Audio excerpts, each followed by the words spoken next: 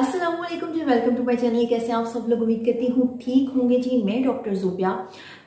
आज की वीडियो हमें एक बहुत ही इंपॉर्टेंट टॉपिक के ऊपर बनानी है। आज की वीडियो पे हमें बात करनी है ओपन पोर्स के ऊपर। ओपन पोर्स एक ऐसा प्रॉब्लम है जो समर और विंटर दोनों सीजन में बहुत ज़्यादा प्रोमिनेंट होता है और बहुत ज़्यादा पाया जाता है। इसकी कॉम्प्लिकेशंस जो हैं वो समर और विंटर दोनों सीजन में जो है वो अलग-अलग तरह से आपके सामने आती हैं। खासकर ओपन पोर्स जो है वो उन लोगों में ज़्यादा नुमाया होते हैं, उन लोगों को ज़्यादा डिस्टर्ब करते हैं जिनकी वर्किंग जो है वो आउटर साइड की होती है, जिनका बाहर आना जाना बहुत ज़्यादा होता है, जिनका डस्टी वर्क होता है, उन लोगों को ओपन पोर्स का मसला ज़्यादा होता है। आज की वीडियो में मैं आपको बताऊंगी कि ओपन पोर्स होने की रीजंस क्या होती हैं, इनकी प्रिकॉशंस क्या होती हैं और ऐसी कौन सी हम होम्योपैथिक मेडिसिन यूज कर सकते हैं जिससे ओपन पोर्स का जो इशू है वो ठीक हो जाए। सबसे पहले ओपन पोर्स होते क्या हैं? ओपन पोर्स एक्चुअली हमारी स्किन के आउटर साइड पे, आउटर लेयर पे छोटे छोटे सुराख होते हैं जो जिसकी वजह से जो हमारी स्किन है वो ग्लो करती है। ठीक है, इसमें सीबम बनता है जिससे हमारी स्किन जो है वो ग्लो करती है, स्वेट आता है, पसीना आता है। और इसके अलावा एक और बहुत बड़ा पर्पस जो ओपन पोर्स का होता है वो ये होता है कि ऑक्सीजन की जो सप्लाई है हमारे फेस को ओपन पोर्स की वजह से होती है। हमारे फेस को प्रॉपरली ऑक्सीजन जो मिलती है वो ओपन पोर्स की वजह से होती है। अब ये तो इसके एक बेनिफिट्स होते हैं कि ओपन पोर्स के ये फवायद होते हैं।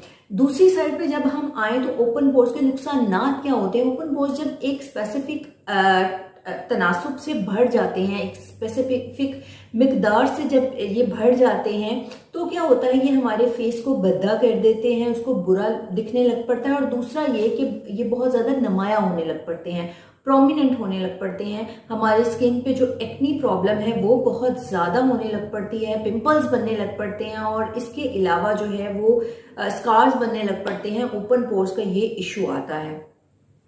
सबसे पहले ये कि ओपन पोर्स होने की वजूहात कौन सी होती हैं। पहले मैंने आपको बताया कि इसके बेनिफिट्स कौन से होते हैं और इसके हार्मफुल इफेक्ट कौन से होते हैं। और अब मैं आपको बताऊंगी कि इसकी कौन सी वजह होती है जिससे ओपन पोर्स होते हैं। फर्स्ट ऑफ ऑल जो है ओपन पोर्स जो हैं वो या तो आपके जेनेटिकली हो सकते हैं। जेनेटिकली इस सेंस में हो सकते हैं कि आपकी फैमिली हिस्ट्री जो है उनके फेस पे ओपन पोर्स ऑलरेडी मौजूद होते होंगे। आपके पेरेंट्स, आपके ग्रैंड पेरेंट्स जो हैं उनका स्किन ऐसी होगी कि उनके ओपन पोर्स होते होंगे, उनकी स्किन में ये कॉम्प्लिकेशंस होंगी तो वो कॉम्प्लिकेशंस आप तक जो है वो जेंडर वाइज पहुंच गई। ठीक है, फर्स्ट ये जो है वो रीजन हो सकती है। अच्छा जी, सेकेंड जो रीजन होती है वो ये होती है कि हम जब बाहर आते जाते हैं, हमारा आउटसाइड का वर्क ज्यादा होता है तो सारा दिन डस्ट हमारे फेस पे बहुत ज्यादा जमी हुई होती है। जब हम घर आते हैं हम अपने फेस को प्रॉपरली जो है वो वॉश नहीं करते, क्लींजिंग नहीं करते हैं तो हमारे ओपन पोर्स में जो है वो डस्ट रह जाती है और वो नुकसान का बायस बनता है। उससे हमारे फेस पे जो है वो ओपन पोर्स का इशू आ जाता है और फेस पे एक्नी होना शुरू हो जाती है, फेस पे पिंपल्स होना शुरू हो जाते हैं और अदर कॉम्प्लिकेशंस जो हैं वो फेस में नजर आना शुरू हो जाती हैं। थर्ड और सबसे इम्पॉर्टेंट जो रीजन होती है ओपन पोर्स को होने की वो होती है कि हम अगर किसी चीज से डिप्रेशन ले रहे हैं, इस तरह का हमें कोई प्रॉब्लम है, हमें एंजाइटी का कोई प्रॉब्लम है, हमें डिप्रेशन का कोई प्रॉब्लम है तो भी उससे हमारे फेस की जो स्किन होती है वो अफेक्ट करती है। और अगर हम पानी बहुत कम पीते हैं तो भी हमारे फेस की स्किन में इस तरह की प्रॉब्लम, इस तरह की कॉम्प्लिकेशंस हो सकती हैं। पानी की कमी जो है वो ओपन पोर्स की वजह हो सकती है। पानी की कमी से हमारी स्किन ड्राई हो सकती है और ड्राई होने के बाद ओपन पोर्स ज़्यादा नुमाया हो सकते हैं। पानी की कमी से हमारी स्किन पे जो है वो एक्नी बन सकती है, हमारी स्किन पे जो पिंपल्स है बहुत ज़्यादा होते हैं, स्किन फ्रेश नहीं रहती और जब फ्रेश नहीं रहती तो इस तरह के मसाइल जो हैं वो हमारे सामने आना शुरू हो जाते हैं। और इसके साथ साथ जो होता है कि अगर हम खाने पीने पे कोई कंट्रोल नहीं कर रहे, खाने पीने की चीज़ों पे कंट्रोल नहीं कर रहे, हम ऐसी चीज़ें ज़्यादा खा रहे हैं जिनमें ऑयल बहुत ज़्यादा है, ऑयली चीज़ें, बाहर की चीज़ें, जंक फूड बहुत ज़्यादा इस्तेमाल कर रहे हैं तो उससे भी हमारे फेस की स्किन को जो है वो इशू हो सकते हैं।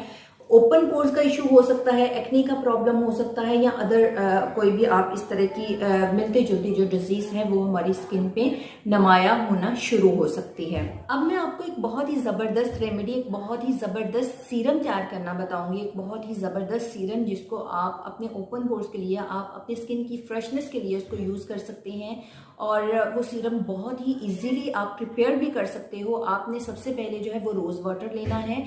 रोज वाटर में आपने 2 टेबलस्पून आप इसमें एलोवेरा जेल के डालेंगे, और आप होम्योपैथिक मेडिसिन बर्बेरिस एक्फोलियम के 15 ड्रॉप्स जो है वो इसमें ऐड करेंगे। इस ये जो सीरम तैयार होगा इसको आप एक कंटेनर में डाल लेंगे, एक स्प्रे बोतल में डाल के आप दिन में 3 से 4 दफ़ा आप अपने बैग में कैरी कर सकते हैं। इसको आप 3 से 4 दफ़ा दिन में जो है वो इसको अपने फेस पे स्प्रे करें। आप 1 वीक इसको यूज़ करें। 1 वीक के बाद आपको इसके इफेक्ट अपने फेस पे नज़र आना शुरू हो जाएंगे। आपके जितने भी मसाइल ओपन पोर्स से रेलिवेंट या फेस के जितने भी इश्यूज होंगे वो इस सीरम से जो है वो ठीक हो जाएंगे।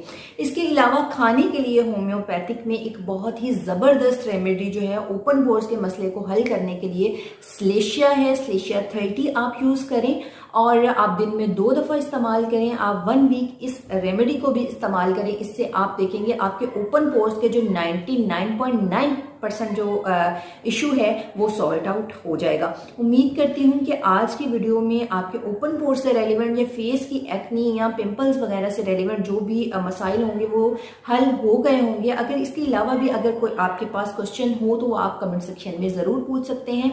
वीडियो पसंद आई तो लाइक कीजिएगा, चैनल को सब्सक्राइब कीजिएगा और बेल आइकन के बटन को दबा दीजिएगा ताकि हमारी आने वाली नई वीडियो आप तक जरूर पहुंचे। इंशाल्लाह आपसे नई वीडियो के साथ मुलाकात होगी। तब तक के लिए अल्लाह हाफ़िज़।